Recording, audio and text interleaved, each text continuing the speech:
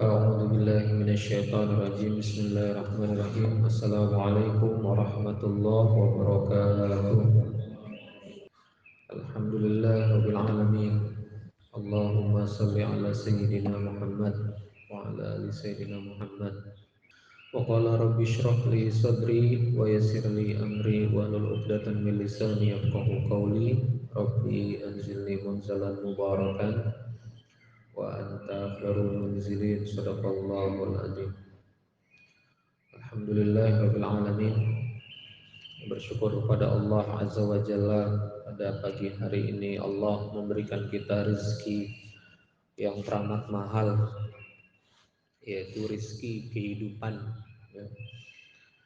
Alhamdulillahilladzi ahyana ba'dama amatana wa ilaihin nusyur.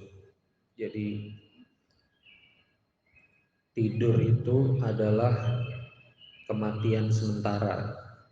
Di dalam hadis yang diriwayatkan oleh Nabiullah Muhammad SAW, tidur itu, waktu kita tidur itu ruh itu digenggam oleh Allah Azza wa Jalla. Jadi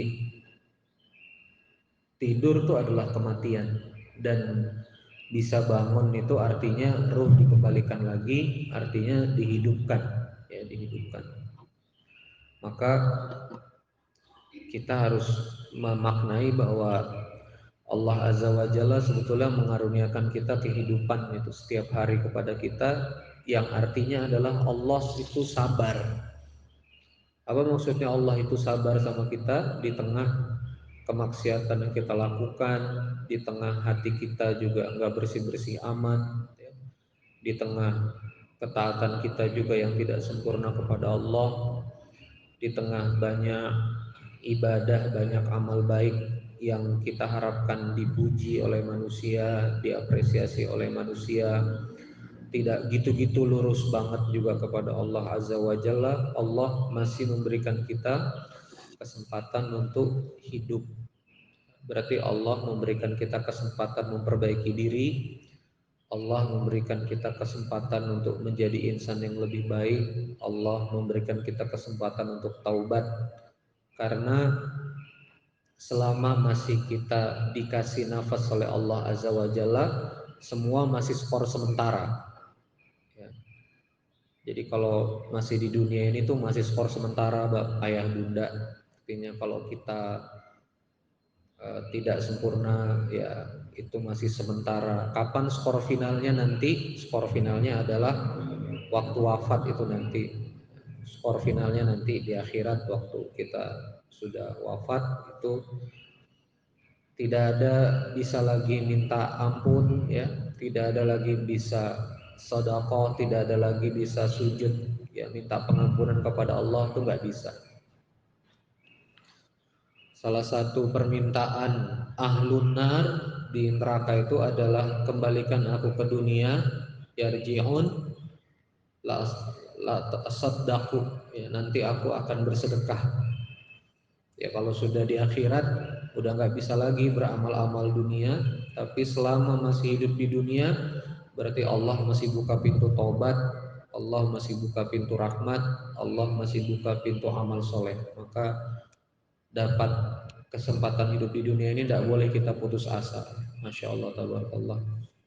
Maka semoga dengan kita subuh berjamaah di masjid ini Allah memberikan kita banyak-banyak kebaikan, banyak-banyak rahmat, banyak-banyak berkah. Allah tolong kita semua dan Allah karuniakan sisa hidup kita ini lurus taat kepada Allah. Saya akan lanjutkan materi Al-Fatihah, ya, pada kesempatan awal-awal kita majelis subuh mahabbah. Bismillahirrahmanirrahim. Bismillahnya sudah kita bahas. Alhamdulillahirabbil alamin. Segala puji, segala terima kasih hanya untuk Allah Azza wa Jalla, Ar-Rahmanir-Rahim, yang Maha Pengasih, Maha Penyayang. Maka topik kali ini saya ingin masukkan pada Malik Yaumiddin. Dialah Allah yang raja pada Yaumiddin, pada hari Ad-Din. Saya akan bahas dulu tafsirnya sedikit tentang Malik Yaumiddin. Ayah bunda yang dirahmati Allah Subhanahu wa taala, begini ya. Life it doesn't fair. Jadi kehidupan itu dia nggak akan bisa adil, tuh nggak akan bisa. Kehidupan dunia ini. Selama kita ada di dunia, maka dunia ini para alim ulama menyebut dia adalah darul bala. Saya ulangi sekali lagi, dunia ini adalah darul bala. Dunia ini adalah kampung cobaan. Dunia adalah kampung permasalahan. Jadi selama kita hidup, kita akan berpindah dari bala satu ke bala yang lain. Ya, ujian satu ke ujian yang lain. Di mana ayatnya? Bismillahirrahmanirrahim. Tabarakalladzi biyadihil mulk wa huwa ala kulli syai'in qadir. Alladzi khalaqal mauta wal hayata liyabluwakum. Nah, liyabluwakum tuh menguji kamu, liyabluwakum ayyukum ahsanu amala. Menguji kamu siapa yang paling baik amalnya. Berarti dalam kehidupan khalaqal hayata, khalaqal mauta wal hayata, mati hidup mati ini, rentang kehidupan ini isinya adalah liyabluwakum. Isinya adalah apa? Liyabluwakum, ujian. Ya, baik itu ujian kekayaan, ujian kelapangan, sempit juga ujian. Ya. Nanti itu ada di surah An-Nahl, nanti kita ngaji mendalam di surah An-Nahl surah 16 ayat 30 bahwa kehidupan itu adalah ujian antara min syarri wal khairi fitnah. Ujian buruk, ujian juga al khair, itu dua-duanya ujian fitnah. Nah, maka dari itu apa hubungannya dengan Maliki Yaumiddin? Ya, apa hubungannya dengan Maliki Yaumiddin? Bahwa segala apa yang kita hadapi di muka bumi ini, segala permasalahan-permasalahan ini, sikap dan respon kita itu akan dibalas oleh Allah Subhanahu wa taala di mana? Di hari Yaumiddin itu. Apa itu Yaumiddin? Al-yaum itu hari, ad-din itu tegaknya agama. Ad-din itu artinya tegaknya segala keadilan, tegaknya syariat Allah, tegaknya semua hukum-hukum Allah.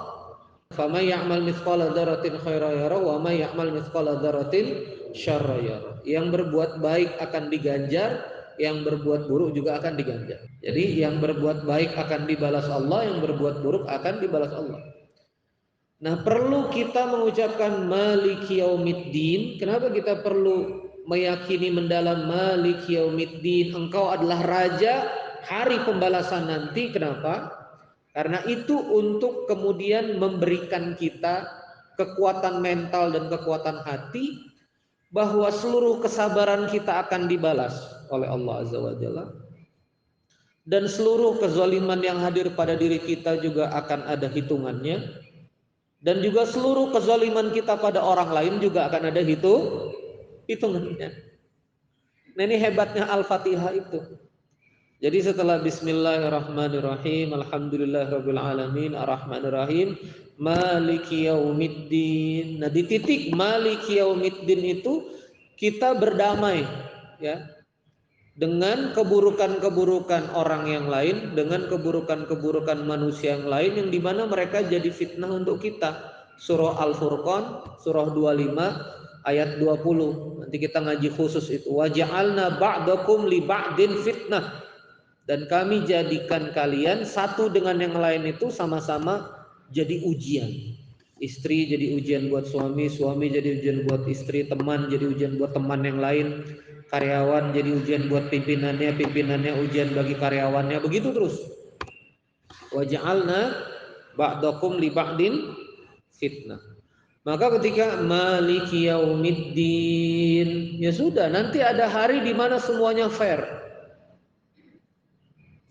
Ustadz, saya ini lagi kena fitnah di kantor, di perusahaan. Ustadz, saya lagi di masyarakat lagi begini. Ada orang yang tega, hasad sama saya, ya. Saya dikabarkan begini, sehingga ada yang termakan hasutan dan segala macam. Maliki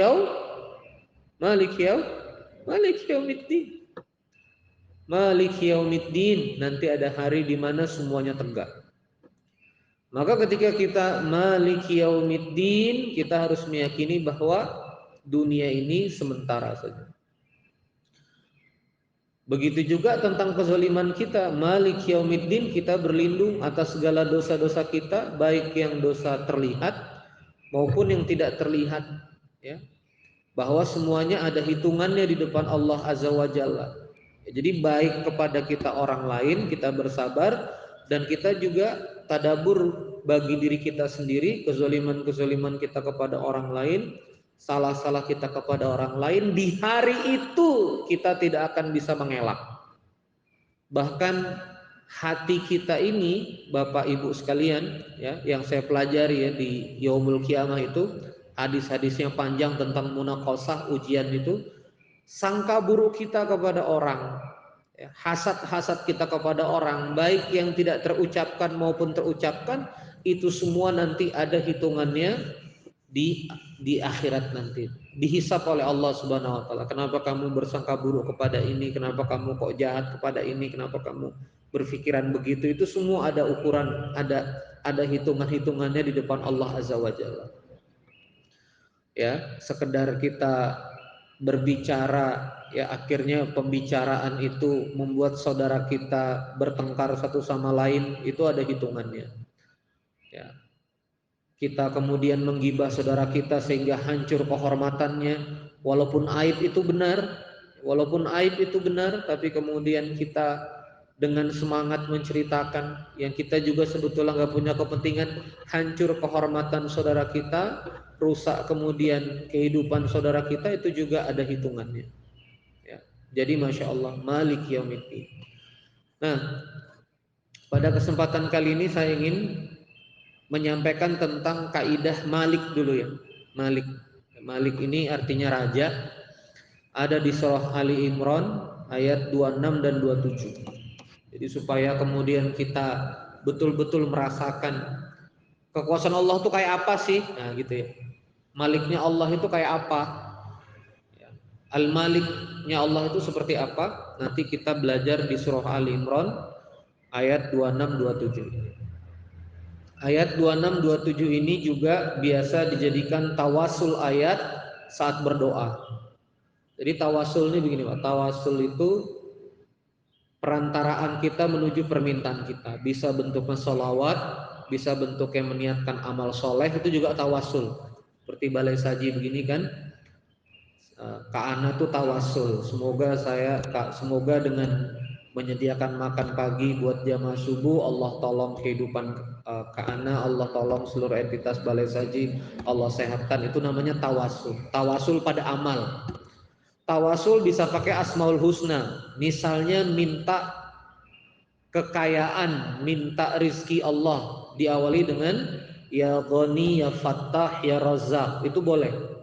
Jadi sebelum doa, ya Ghani, ya Fattah, ya Razzaq, wa anta khairur razikin, warzuq Allahumma rzuqna ya Rabbana, itu boleh. Jadi diawali dengan Asmaul Husna. Kalau mau minta disayang, bisa dimulai dari Ar-Rahman Ar-Rahim. Ya Arhamar Rahimin irhamna. Nah, itu boleh. Ya Salam Salimna. Nah, itu boleh. Jadi tawasul bisa juga pakai ayat. Ya, bisa juga pakai ayat Al-Qur'an. Nah, jadi salah satu ayat Al-Qur'an yang kemudian menjelaskan tentang Al-Malik ini, raja ini, ada di surah Al-Imran surah 26-27. Saya akan bacakan. A'udzubillahi minasyaitonirrajim. Bismillahirrahmanirrahim. Qulillahumma, ya, katakanlah Allahumma, ya Allah, Malikal Mulki, yang mempunyai, Malikal Mulki, ya Allah, Malikal Mulki, rajanya raja, yang berkuasa di atas semua kekuasaan. Itu Malikal Mulk. Malikal Mulk itu rajanya raja. Rajanya yang berkuasa. Ini hebatnya kalimat Quran. Maka kalau ada yang kemudian berkuasa, makanya kan ini terserap jadi bahasa Indonesia menjadi milik.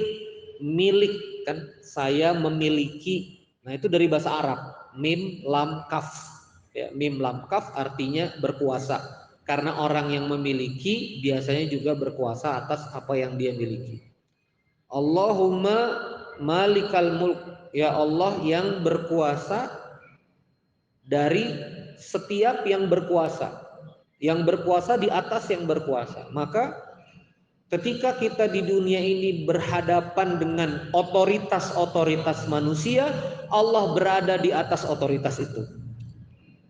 Ya misalnya tanah, ini kan yang sering kita bahas ya. Oh ini tanahnya punya ini Ustaz, tanahnya punya ini Ustaz. Yaitu mulknya di dunia, Allah malikal mulk. Jadi kalau misalnya mau tanah, hantam server yang punya tanah betulan kan gitu. Yaitu Allah Azza wa Jalla. Kita punya pasangan baik istri maupun suami itu. Siapa yang berkuasa atas hatinya? Bukan dia, Pak. Manusia itu tidak berkuasa bahkan sama hati kita sendiri. Kadang-kadang kita bad mood, sedih seharian. Kadang-kadang kita semangat seharian. Kadang-kadang kita optimis seharian. Kadang-kadang kita kemudian gloomy, ya bahasa Inggris itu gloomy. Apa tuh gloomy? Sedih mendung seharian. Itu kita nggak bisa ngontrol mood kita sendiri. Manusia itu nggak bisa berkuasa atas hati dia sendiri. Siapa yang berkuasa? Allah, Malikal Mulk. Ada perusahaan misalnya, ya di korporasi apapun bentuknya itu, ya mau BUMN, PT, perusahaan swasta, institusi negara atau misalnya institusi pemerintah, apapun itu. Ada yang berkuasa misalnya, direktur utamanya, ketua dinasnya, kepala badannya, dan seterusnya. Allah berkuasa di atas mereka. Nah, gitu maksudnya. Allah berkuasa di atas mereka. Ada presiden, ada gubernur, ada siapa. Allah berkuasa di atas mereka. Nah, itu maksudnya apa? Malikal mulk. Ini harus jadi keimanan dari seorang mukmin bahwa Allah itu berkuasa atas segala yang berkuasa kecil-kecil itu di dunia. Tutil mulka mantasya. Allah kemudian memberikan kekuasaan kepada yang dia kendaki, wa tanzi'ul mulka mimman tasya. Dan kemudian menarik kuasa, ya, menarik kendali kepada siapa yang dia mau. Nah, jadi ini penting, yang memberikan otoritas, yang memberikan kuasa itu Allah, bukan makhluk. Makhluk itu perantara saja. Ada satu momen kita dipercaya dapat otoritas, dapat wilayah. Suatu hari Allah tarik, ya Allah bisa tarik kapan saja. Suatu hari Allah kemudian cabut, Allah bisa cabut kapan saja. Tapi Allah bisa beri juga kapan saja. Nah, maka surah Al-Imran ini mengajarkan kepada kita 26-27 ini untuk kemudian betul-betul kita berharap kepada Allah.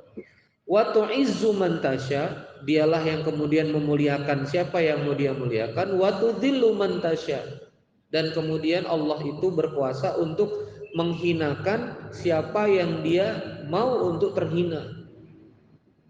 Nah, ini penting ya ayah bunda sekalian. Mulia dan hina itu tidak bisa direkayasa oleh makhluk. Ini saya ulangi sekali lagi ya. Mulia dan hina itu tidak bisa direkayasa oleh makhluk. Ini di titik saya sebagai dai ya. Saya ceramah begini, tapi di luar ceramah saya nggak sholat misalnya. Di luar ceramah saya nggak tegak. Malam-malam saya qiyamul lail sama Allah. Di luar ceramah saya nggak zikir. Nah, itu ada hitungannya. Itu ada hitungannya. Suatu hari pasti dihinakan. Ada ayatnya, kabura maqtan indallah antaqulu ma la taf'alun. Besar murka Allah bagi yang membicarakan, bagi yang mengajarkan, bagi yang berdakwah tapi tidak melaksanakan. Bukan berarti jadi mundur dakwah, tetap dakwah tapi harus juga benar. Karena apa Bapak Ibu sekalian, ayah bunda, yang memuliakan itu Allah. Kita di depan bos kita bagus gitu ya, di depan bos kita kemudian atau di perusahaan kita perform di depan pimpinan kita. Begitu pimpinan nggak ada, kita sembarangan di belakang. Itu pasti suatu saat akan terhina. Pasti ada hitungannya. Karena yang memuliakan adalah Allah, yang menghinakan adalah Allah. nggak bisa menghindar, Pak. Nah, maka dari itu begitu kita tahu ayat ini,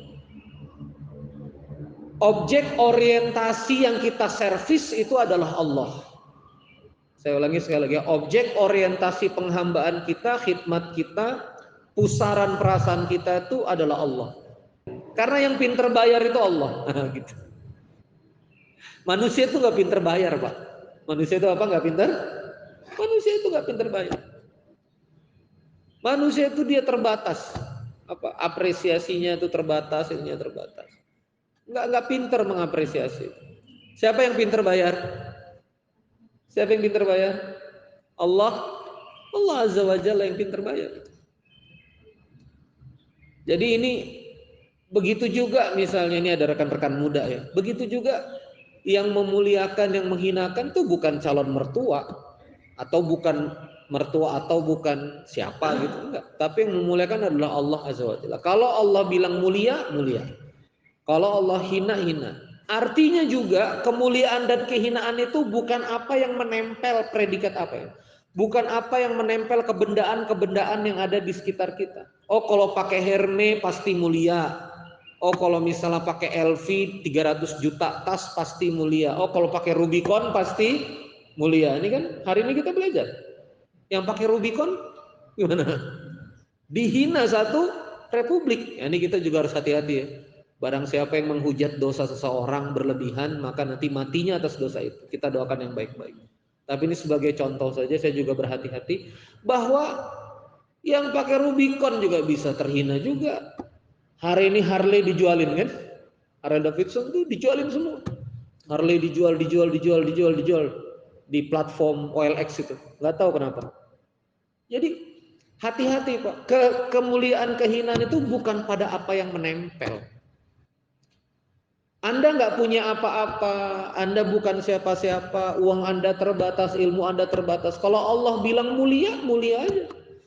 Kalau Allah muliakan hidupmu, muliakan hidupmu. Siapapun.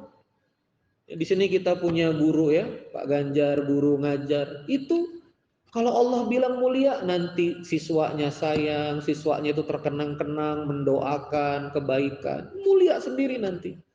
Disayang sama masyarakat itu mulia sendiri. Karena apa? Yang memuliakan itu siapa? Allah Azza wa Jalla. Maka siapa yang menempel kepada Allah ya pasti mulia. Siapa yang kemudian macam-macam sama Allah ya Allah akan hinakan juga. Nah, jadi ini pelajaran besar buat kita, yang memuliakan, yang menghinakan itu Allah. Jadi gini, kalau pakai ayat ini begini ya. Kalau lagi berpuasa, lagi di atas, ingat-ingat wa tanzi'ul mulka mimman tasya' wa tudhillu man tasya'. Allah bisa cabut kuasa, Allah bisa hinakan. Tapi kalau yang sekarang lagi terhina, yang sekarang kuasanya lagi dicabut Allah, lagi babak belur, ingat tu'til mulka man tasya' wa tu'izzu man tasya'. Allah yang bisa memuliakan lagi, Allah yang kemudian bisa mengangkat derajat lagi. Saya lanjutkan. Biyadikal khair. Nah, ini keren ini. Biyadikal khair, di tangannya lah semua kebaikan. Innaka ala kulli syai'in qadir. Sesungguhnya Allah itu berkuasa atas segala sesuatu. Apa salahnya hamba ini? Apa salahnya makhluk ini? Apa salahnya kita ini, ayah bunda sekalian? Kadang kita ngerasa kebaikan itu di tangan orang. Ustadz nih ada modeling Ustadz. Kalau dia setuju ini, jadilah ini 100 miliar. Misalnya gitu. Jadilah ini 10 miliar Ustaz. Kadang-kadang kita bergeser hati kita gitu loh. Wah, ini yang punya segala-galanya kebaikan. Betul dia yang pegang 10 miliar, betul yang dia pegang 5 miliar, tapi sebetulnya apa? Biyadikal al-yad. Yad itu artinya tangan. Yad, biyad al-khair. Di tangan Allah lah semua kebaikan. Di tangan Allah lah semua karir, di tangan Allah lah semua jaringan, di tangan Allah lah semua sumber daya, di tangan Allah lah langit dan bumi ini kemudian bertasbih kepada Allah, sujud kepada Allah, taat kepada Allah. Itu biyadikal khair. Innaka ala kulli syai'in qadir. Dan sungguhnya Allah itu yang kemudian ala kulli syai'in qadir, berkuasa atas segala sesuatu. Sudah tenang. Mau itu bentuknya tanah, lahan, mau itu bentuknya gedung, mau itu bentuknya kehidupan, mau itu bentuknya manusia. Allah itu berkuasa ala kulli syai', berkuasa ala kulli syai'. Ala kulli syai' itu bahasa Arab itu apa? Ala kulli part ya. Pada setiap part, pada setiap bagian, ala kulli syai' qadir. Ya. Allah itu berkuasa. Lanjutkan di ayat 27. Nah, ini lebih mendalam lagi. Tulijul laila fin nahar wa tulijun nahara fil lail. Allah yang masukkan malam ke dalam siang, sebegitu gelapnya jadi terang. Wa tulijun nahara fil lail, dan Allah masukkan siang sebegitu terang ke dalam gelap. Ini sebuah apa ya? Sebuah permisalan yang betul-betul di depan mata. Artinya apa? Segelap-gelapnya hidup kita. Nah, gitu.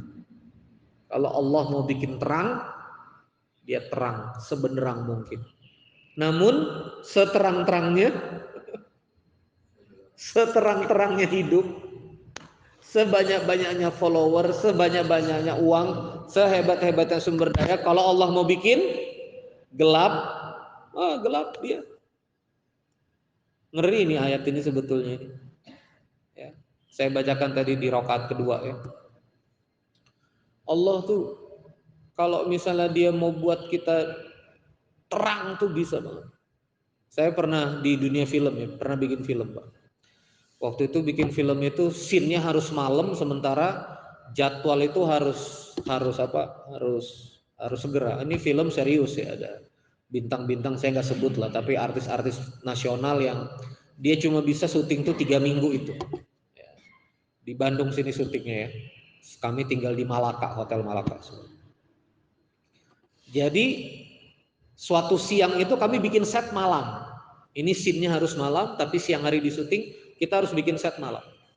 Itu nutup kain hitam, bolong, ya pokoknya setengah mati Pak. Baru kemudian jadi seakan-akan malam.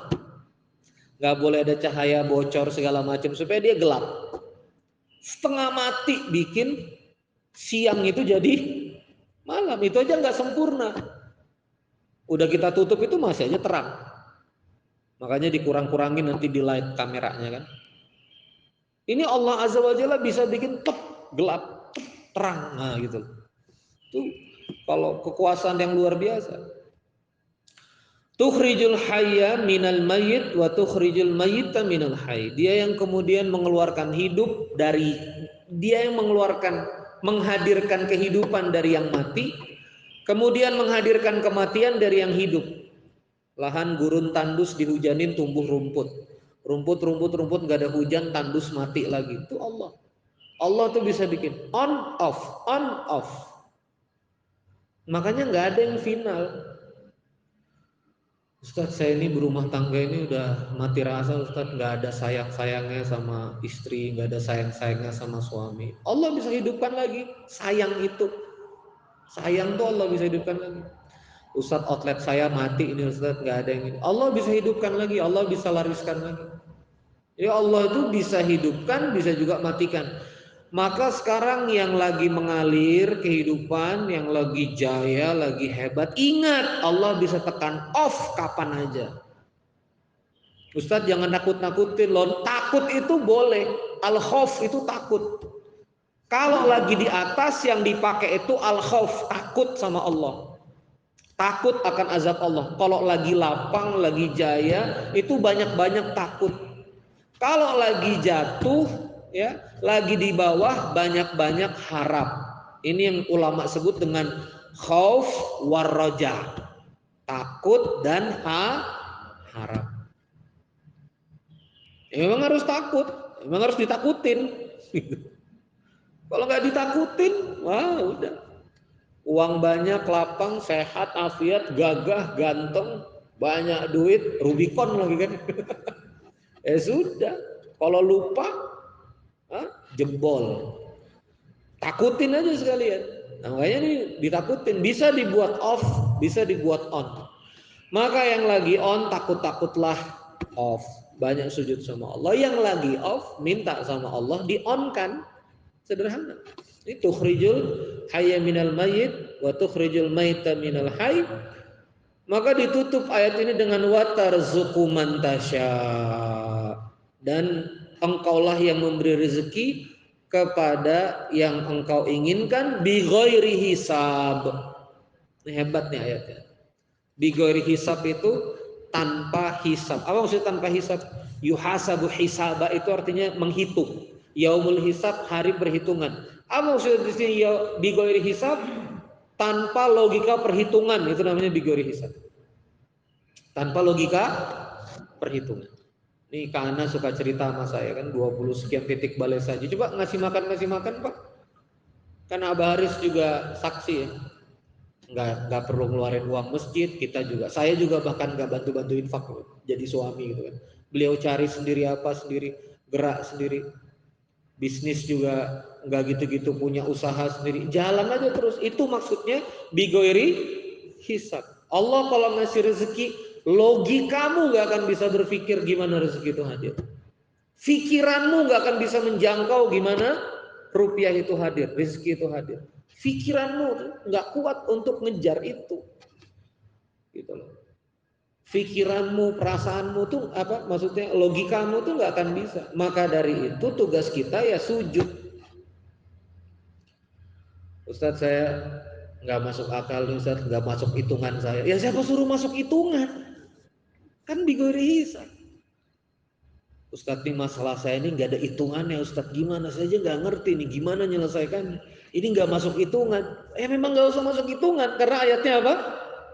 Watarzuqu man tasya bigoiri hisab, tanpa hisab. Nanti Allah yang kemudian hadirkan pertolongan.